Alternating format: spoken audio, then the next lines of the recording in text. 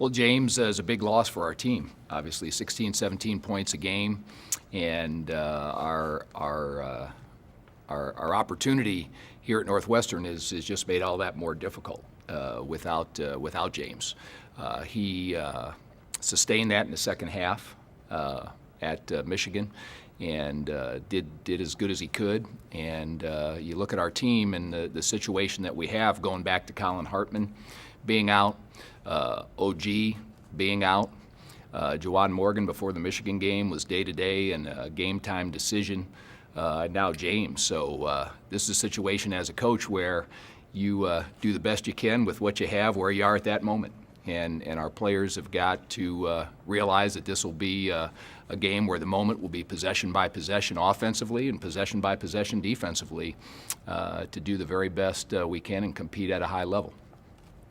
With all the injuries that have surfaced this year, are there ever moments when you guys as a team or a staff are just like, man, I mean, how does this keep happening? Well, it's part of the game, and so as I said, you just have to keep doing the best you can with what you have and stay in the moment. And do the best with every possession and with every practice. And so our team has pulled together with that, and we're looking forward to really taking a step with this opportunity in another Big Ten road game.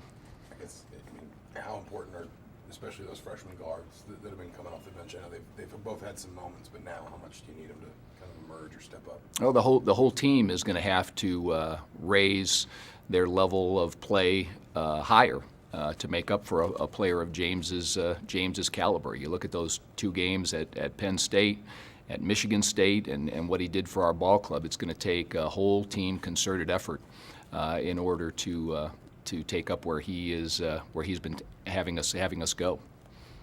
Can you take a lot from the other night, or is that one of those games where you just don't look at that film and you move on and try to put that behind you? Now, one of the things that you do as you move through a Big Ten season, you always try to learn, you always try to grow, and Coach Crean is a tremendous teacher of the game, and so in every aspect, you're always trying to learn, get better fundamentally, and get better as a team. When you look at Northwestern, what are some of the biggest issues that you see that they can cause for your team? Northwestern's playing at a very, very high level right now. They will have a tremendous home court tomorrow with their crowd. Brian McIntosh is running that team masterfully. He's one of the top assist player in the Big Ten. Pardon just came off a 19-point, 22-rebound performance, and then Lindsey and Law can really get hot and fill it up from the perimeter.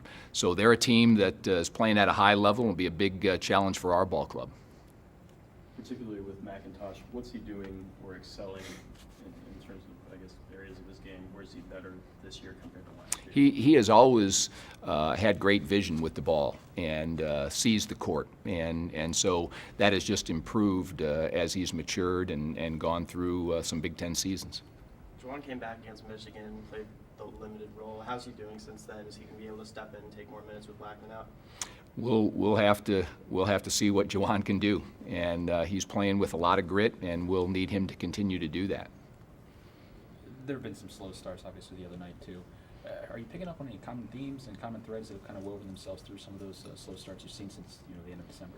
Well, again, we want to play possession, really focus possession by possession, and so it's always a challenge as a coach for players to understand that every possession counts, and whether it's the start, whether it's the finished possessions in between.